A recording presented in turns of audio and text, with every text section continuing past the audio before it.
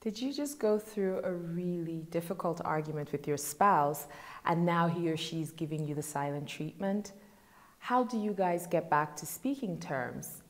Should you force your spouse to speak to you right now and stop giving you the silent treatment? My views on this might actually surprise you.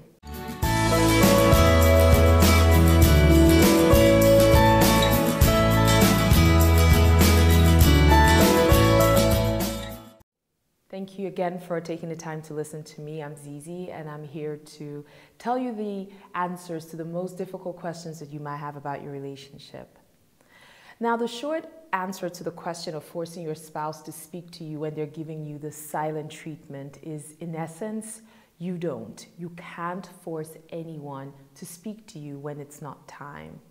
Granted, when you argue with your spouse, the best way to resolve whatever it is that the both of you are arguing about is to talk through it and come to a resolution that works for both parties.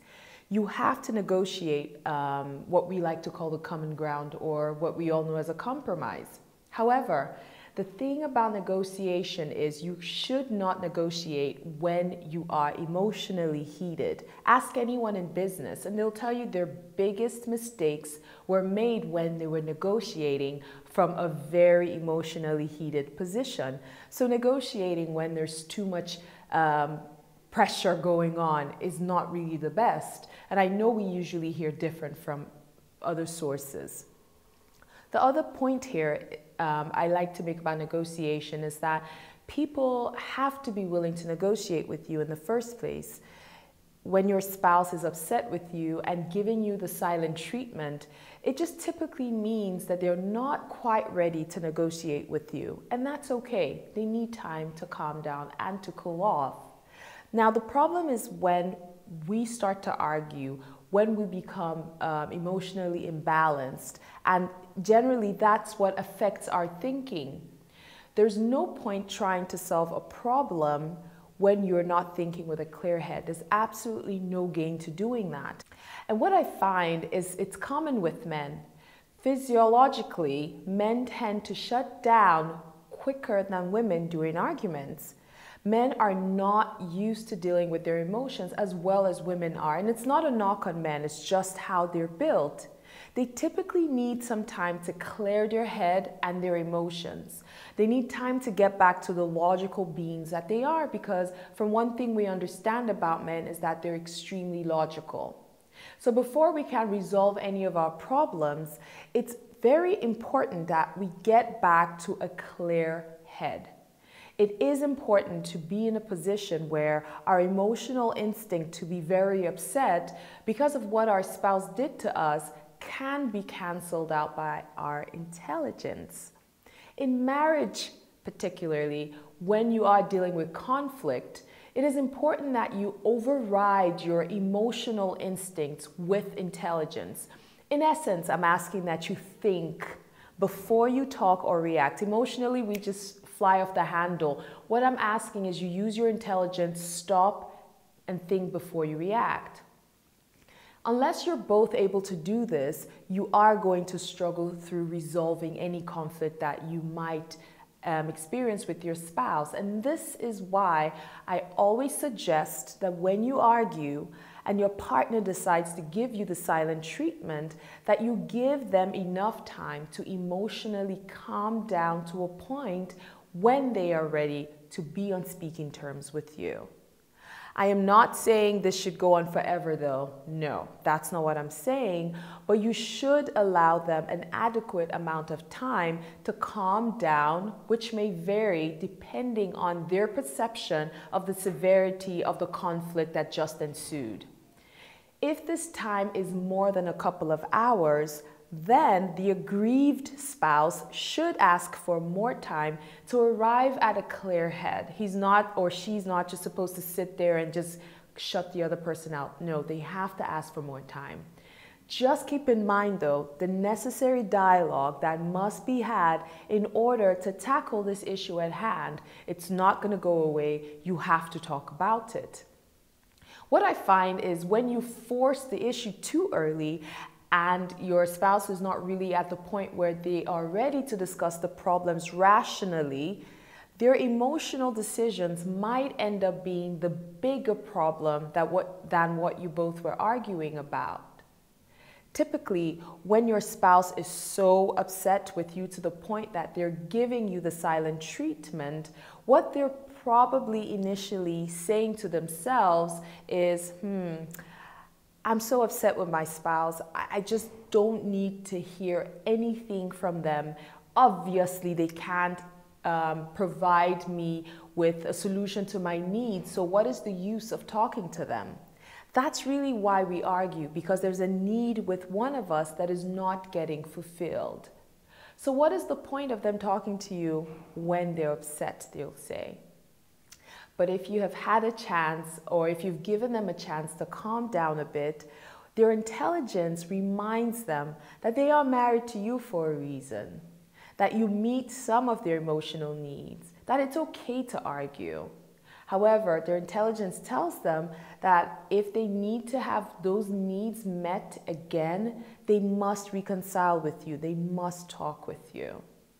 Now, they might not yet be calm, but the conversation in their head has probably changed to a much different one than when they were actually, when their pressure was still quite high. Now, the conversation in their head probably goes something like this. The only way I can resolve this issue is if I talk about it with my spouse. I just don't feel like talking, but I know better, and I'm going to ignore that emotion and talk anyways.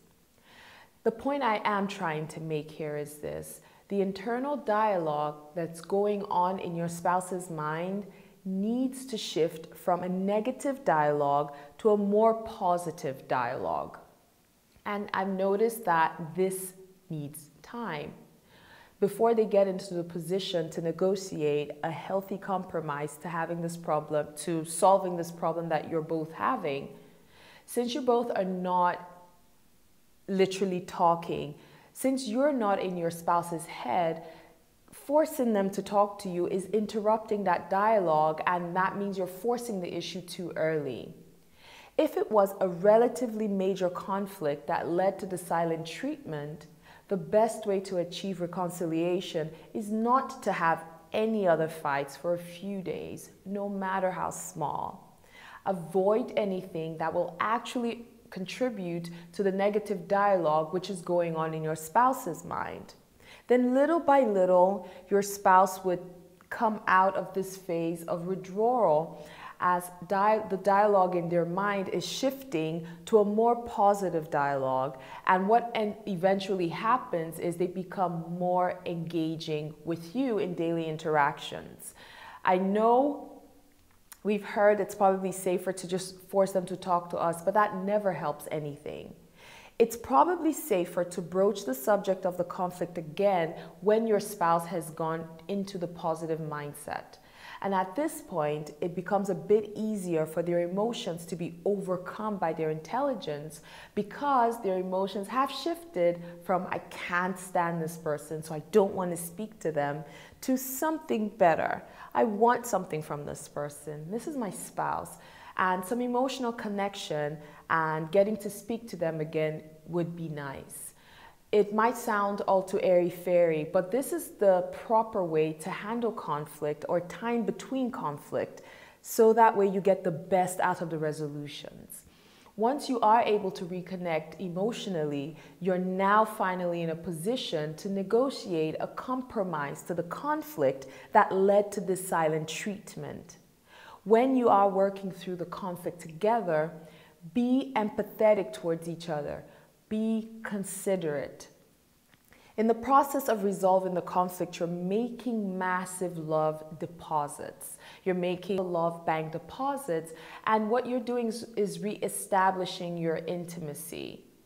Do not try to prematurely stop silent treatment. Doing so might just be delaying the resolution to your marital problems. But if after you have allowed your spouse adequate time to emotionally calm down and they still seem to not want to speak to you, or you face even more issues after that first conflict, then it might be advisable to seek out coaching or counseling to help you both learn how to efficiently handle conflict. We know conflict is one of the reasons why a lot of marriages are in trouble, and the only way you can come across that and pass right through it is if you get the necessary help.